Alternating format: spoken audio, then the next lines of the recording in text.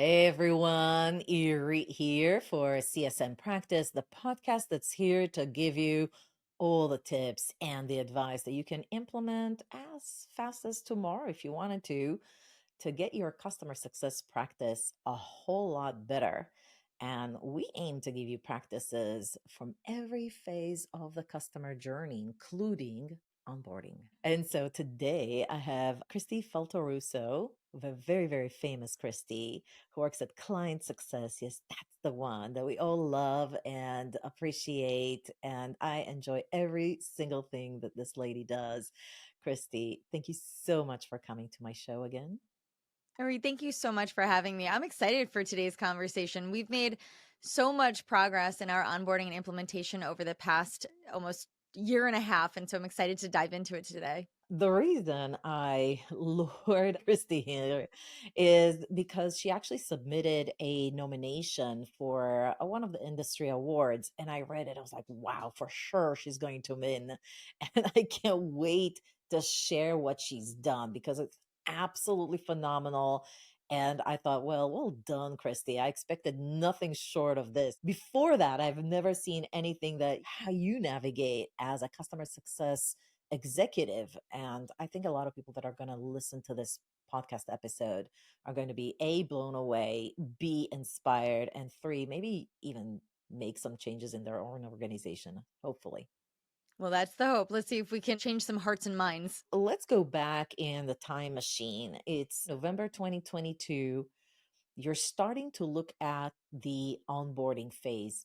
What makes you even want to make it different? What were some of the challenges or aspirations that you had for that? Yeah, so I think most folks, if you've been in customer success for any period of time, or even if you're getting into it early in your professional career, the onboarding stage has so much impact on the partnership overall. And we know that a strong, effective onboarding that is tied to value realization is going to help your customers get more value over time and renew and grow, hopefully build some advocates. And so we know that this is a core area of how we can get our customers well established into the partnership. But what we have found is that so many of our customers struggled because of their maturation. So we're talking about companies who just don't have well built out processes and infrastructure.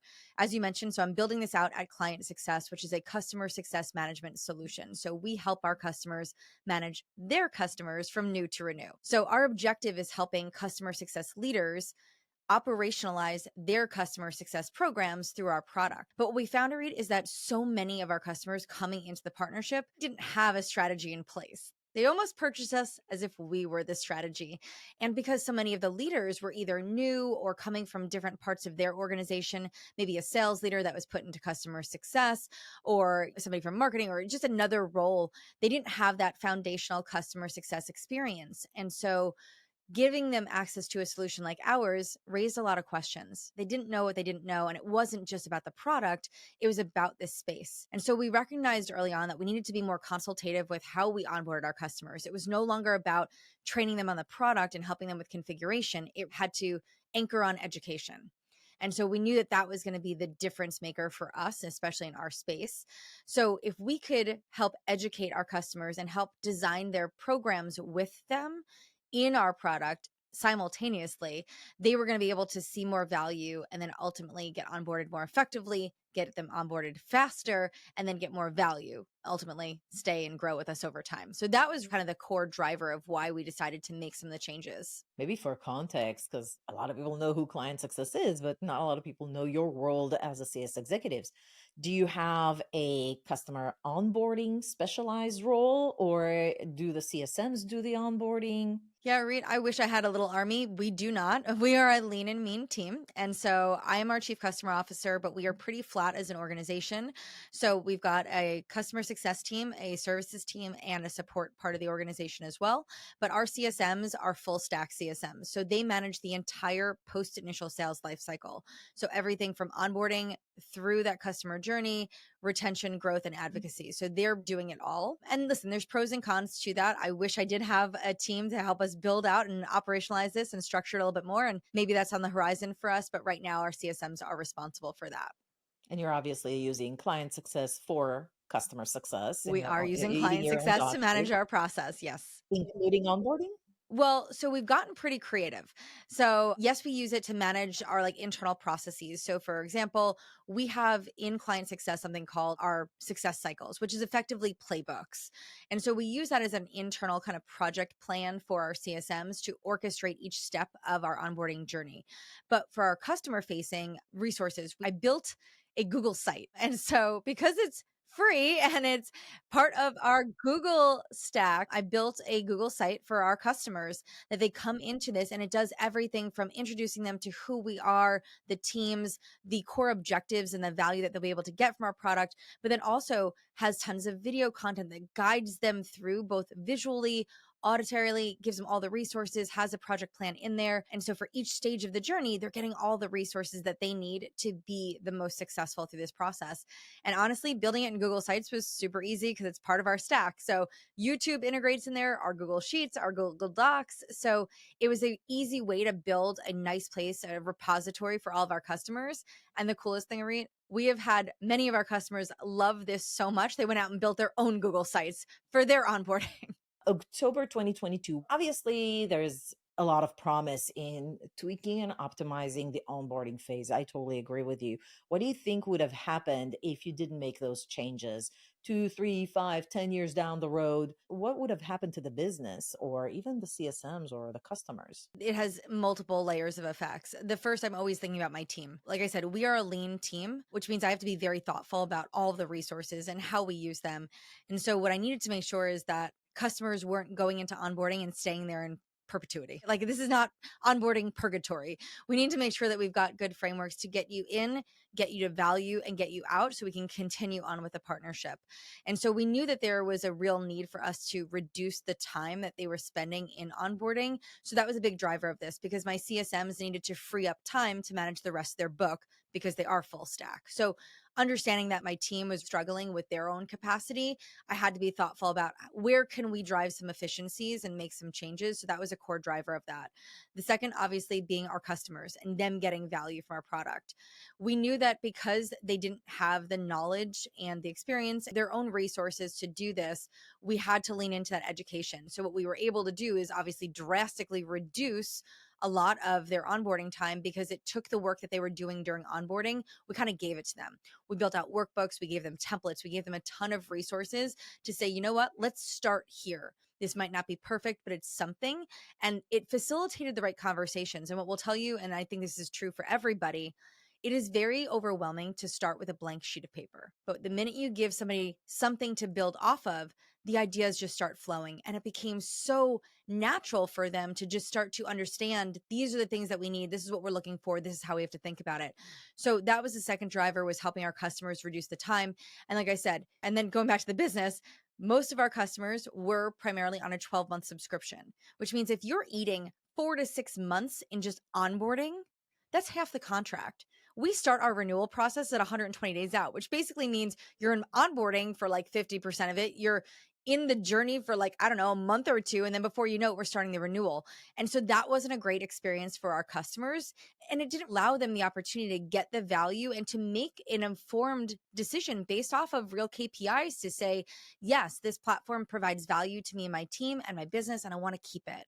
And so because of those three drivers, we knew that something had to change. Totally agree with everything that you said. I think it's so smart and such an important component why onboarding is such a critical phase in the customer life cycle. Before we dive in all the little details of what you've done, I want to say if you had to pick three things that made this approach work, what were like the key components of the approach that you took to accelerate, sounds like, the onboarding phase? So the first thing was understanding where our customers' gaps were, like what was slowing them down, what were their challenges from their perspective. And so that was the first thing, identifying their gaps, understanding who they are and where they were starting from. Because not everyone starts in the same place, but what we realized is that very early on, majority of our customers, it was just their maturation, their knowledge, and basically what they had designed coming into the partnership. So those gaps were where we started. The second thing was anchoring on content creation. What we realized is that, again, Our customers didn't have the knowledge, they didn't have the experience, and they didn't have the resources. So in order for us to scale delivery model that would help accelerate this for them, we wanted to remove a lot of that heavy lifting from them. And so we needed to design content. So we built things like workbooks. Our workbooks have all of the things that you would configure in client success pre-built, pre-designed, and they can kind of pick from like almost like a buffet and say like, yes, I like these, and we'll configure that and do that. And it gave them a place to start. We've created so many new video shorts. We created written content. We launched the boot camps back in 2021, the CS Leadership Bootcamp series that Client Success does. So we anchored that in. We launched a customer success masterclass webinar series, which is just for our customers and focuses on different parts of our product and how our customers can be using it. So content, we went heavy in thinking about where do they want it? How do they want it? What's the best way to deliver it? How can we package it up? Where can we leverage what we already have? What needs to be like net new? And so what heavy on content creation. And the third thing was the delivery mechanism. How were we able to package this up and help guide our customers through this in a way that was going to be able to follow a framework that was repeatable and give them access to resources so that they can also independently manage their onboarding. It couldn't be something that was heavily reliant on just our one-to-one meetings and or the CSM guiding them. I wanted to empower them through these frameworks to basically take ownership of their onboarding so they can accelerate that. Got it. So you made them empowered by pointing the path, giving them these guided frameworks. Step 1, 2, 3, do this, this, this. Here are all, watch this, go through this training, download this template. But before you can decide what is the content that you need to create and how to deliver it in a way that is in a self-consumption, independently, like pace as fast as you want to, the first step that you've done is this gap analysis. So what I'd like to do, with your permission, is actually go through each one of these components, understand sort of like the do's and don'ts. What are some of the lessons learned? What would you recommend yourself to do if you had to do it again? Absolutely. So when it came to the gap analysis, the first thing we had to dive into is the who. It starts with the who because people buy these products, people are buying products and services. And so because we needed to figure out how do we fix this, we need to figure out who are we working with. And so we did an analysis on the types of leaders that purchased our products and were coming into the partnership. Were they first time leaders? Was this the first time that they ever led a CS organization? So what was their maturation professionally? We looked at things like, have they deployed a customer success product before, whether it be like a Gainsight or Tatango or something else, just understanding, have they been here before? Or if they haven't deployed it, at any point in their professional career, even as an IC, had they used a customer success platform? Because that would help us understand, do they have a familiarity with our product and what it can offer? So we started to assess that. Do they have access to their CEO? So the leaders that we're working with, where do they roll up into the organization? We started to do a deep dive on that. So a lot of the gap analysis started with who we're working with, because that allowed us to kind of drop these individuals into different categories, which said, okay, you were either kind of in this educate, enable, or empower. And those are kind of the three buckets that we designed for this framework. If you're early stage, let's say this is your first time you're leading a CS team, you've never deployed a CS product, you don't have a real strategy, you don't report to the CEO, you're limited resources, guess what? You're going to be in the educate bucket, which isn't bad. It just helps us understand what you need as a professional to be successful in this partnership. On the other side, if you are a seasoned leader with lots of experience, you've done this 10 times before, you probably don't need us the same way that earlier leader does. So we want to put you in that empower bucket where we're here to just help you understand how to best leverage client success. And then you can hit the ground running. You can just go and take off. So the needs are very different. So we started with the who. Then we started to figure out, well, what were the gaps that existed? The majority of these customers, because we had built a framework of this success probability score, which I could talk about in a bit, allowed us to understand who was coming in with a pre-designed program, who already had a strategy defined and designed.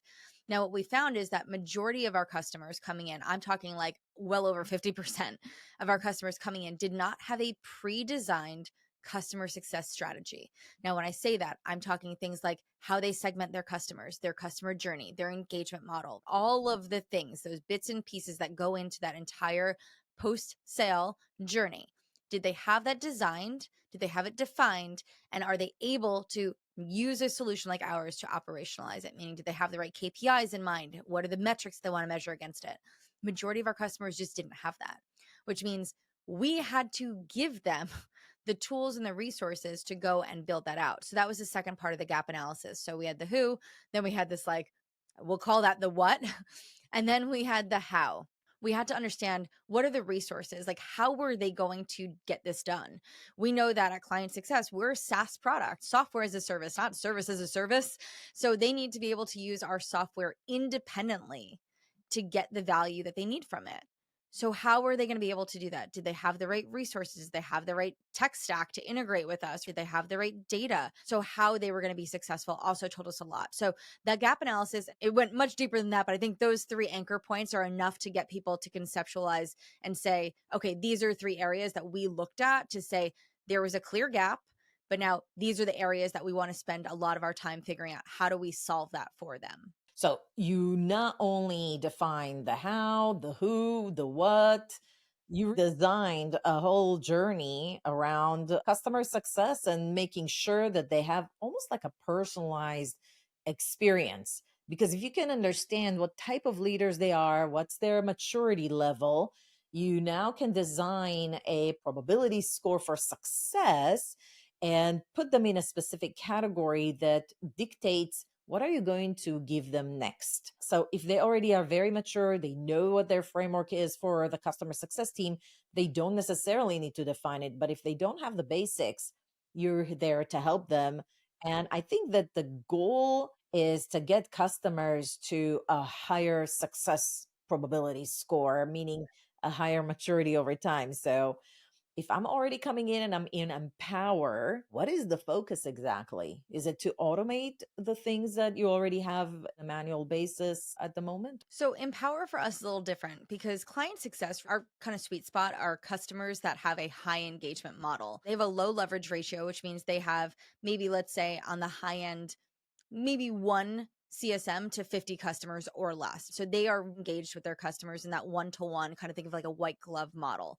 So in that sense, automation is a part of what our technology offers for our customers, but it's not what our customers are anchoring on. When we think about that Empower, it's how do we help get our customers' programs built into Client Success quickly and creatively. At the end of the day, usually the folks that are in that kind of higher end of that probability score, they have a lot of predefined ways that they want to deliver their customer success program. So this is where we have to creatively come up with, like, the how can you do it through our solution, right? We're not a custom product. So we always tell our customers, come in very clear with the what you want to do and allow us to tell you how we're going to do it. So that is where we focus on that Empower bucket. It's about understanding what their specific business needs are, why they're doing that, what they're trying to drive. And so it's all about creative product design and solutioning in that bucket, because we just need to get them configured in a way that's going to allow them to achieve what they need to using our product. So that is the core focus of that. And then obviously the iteration of that over time. So the conversations in that category are heavily based on like product and the creative use cases around it, more than the education around traditional just customer success best practices. Here's what I love about your approach, Kristi. First of all, everybody can do it. And I don't think enough people do, or companies do. Categorize where your avatar or your key decision maker, the group you're working with, is on their journey to full maturity. And then give them the right experience to get better. You also have a score to say, did we actually create a transformation for them? And is it the right transformation at the right area of the journey? It's so well structured. And then on top of that, you created all the content and delivery motions to not only empower them quickly and give them the right tools to accelerate their thinking, but also put it all on a simple website, Google site. Everybody has access to that if you're a Google shop. And go to park, go as fast as you like. I'm not stopping you. My resources don't stop you. You could go as fast as you feel like it. And if not, if we feel like you're stuck, we have a very clear next step for you. Brilliant, brilliant stuff. It's simple but brilliant and not easy to create in a way that's effective, actually. Yeah, I mean, listen, is it perfect? No, but that's why we keep iterating on it. And I think that's been a fun part of this journey, especially for our CSMs who get to drive this, because they're in the trenches with our customers all the time and they're having great conversations and they see what works and what doesn't. They understand where there's some gaps or where people get stuck. And so we continue to iterate on it. And we're excited for a third version of what we've already designed that we're getting ready to release in 2024. Thinking back, would you have done anything differently? Yes. The probability score, we like the framework. So basically, this is how it starts. We have created a success probability score. It's based on 11 questions. They're all binary, so yes or no, but they all have different weighting. So one of the questions we might ask is, does this leader or does this organization already have a predefined customer success journey, right? Like with all of the infrastructure, right? Customer segments, playbooks, all those things. So like we've got great criteria that helps us understand where our customers are and who they are so we can best support them. I think what I would have started with, while I love that probability score, the way that we were having it calculated is that the sales team was creating the score as they passed it over to our customer success team as part of the sales to CS handoff, which is okay. But there's a little bit of this like, yeah, they have this, like they have bits and pieces. So they were giving them a yes. So some of our scores were overinflated coming from sales.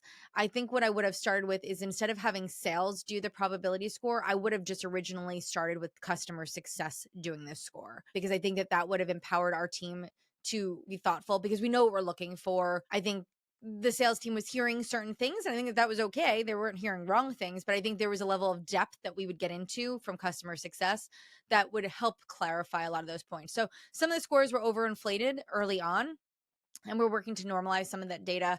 The other thing is we didn't have a great plan on like how and when we were going to rescore people.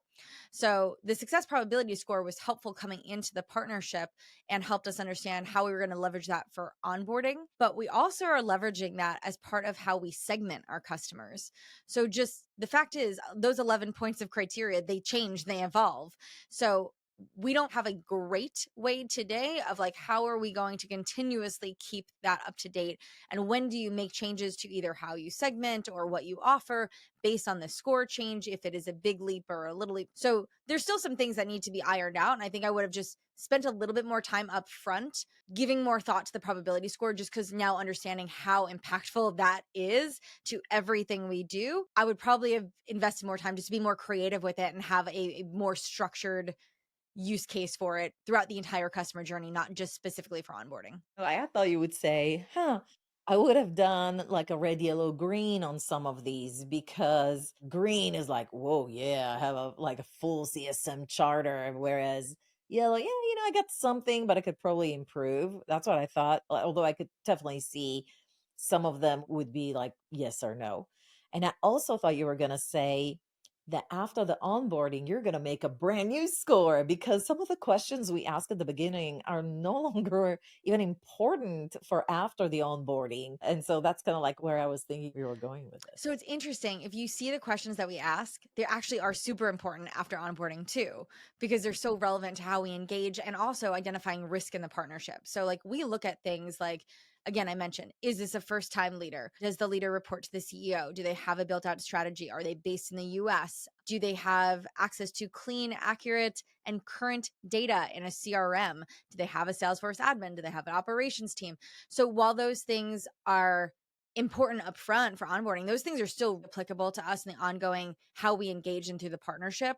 So it's just a matter of like, do I keep that score or should there be a different score? Like, I don't know. We're flushing through some things, but I think our V3 will have some new creative ideas on how to approach this. How about a questionnaire, not just internally, but also for a customer to just identify priorities for when they want to go after onboarding? You see, now you're almost like leading the witness. So part 3 of our onboarding is actually we're shifting to 2 pathways for onboarding. So the first will be to continue on this way where we enable you on the entire client success platform. But the reality is our customers have different priorities and different needs.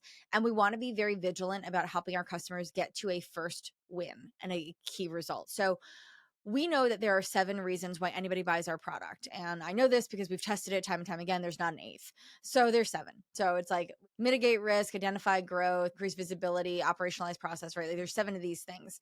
So what we do is in our initial conversation or engagement with our customers, we do offer a survey, and the survey captures a wealth of information. One of the things that we say is like, these are the 7 core business objectives. This is why customers like yourself purchase a product like Client Success. Of these, we believe that all these will be important to you at some point in your journey, in your organization. Let's stack rank them. So of these 7, tell me what is most important in order from 1 to 7. So what it does, it allows us to focus on the one core objective and onboard them strategically on that first one, because it gets that first win. Now, what it does now is that now we know what the second thing is. So after you're out of onboarding, how our team engages you is now on that second objective. So we're going to work with you on configuring the product that way and working on different cool use cases and getting continuous value.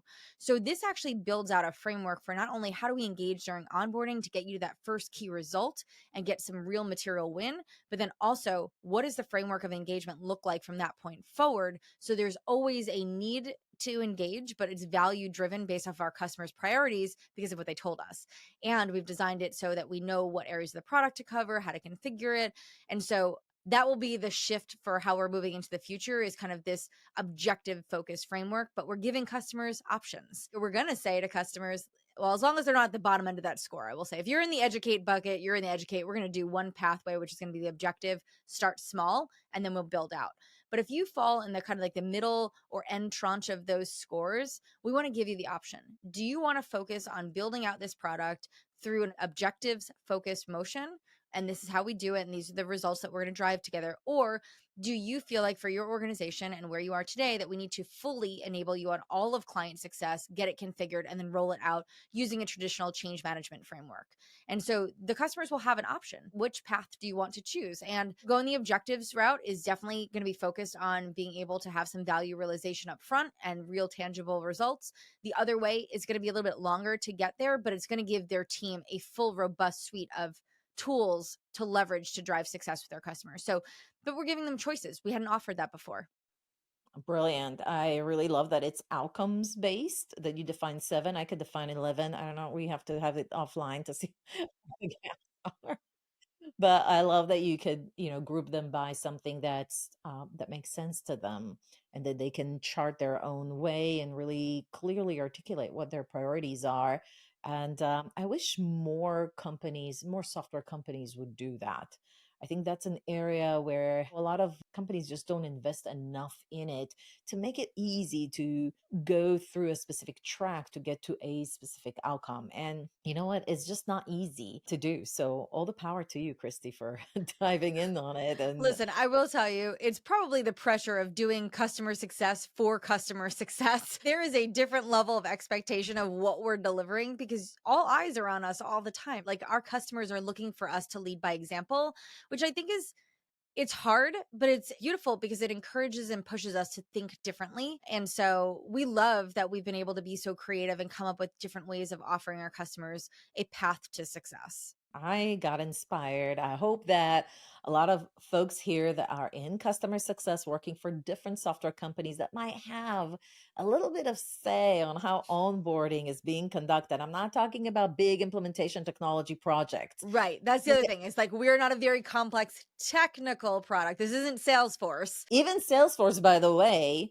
have trailblazers. Yes, they do. So even if you are, you can all adopt this, but let's just put it this way. I think just the welcoming experience, even if you are extremely techy, having a conversation like that frames where you are in your maturity as a business or as a department or as a specific process, and then putting it into like, here's where you are. This is what we're going to do during onboarding. And then let's meet with a CSM to get you to the next step and clearly articulate the next step. There's always should be the next bucket, the next step. I think that's what's brilliant about this approach. I actually covered this in other videos as well. I'm going to put them in the link to the description of this video, just in case if you want to learn more on how to do this.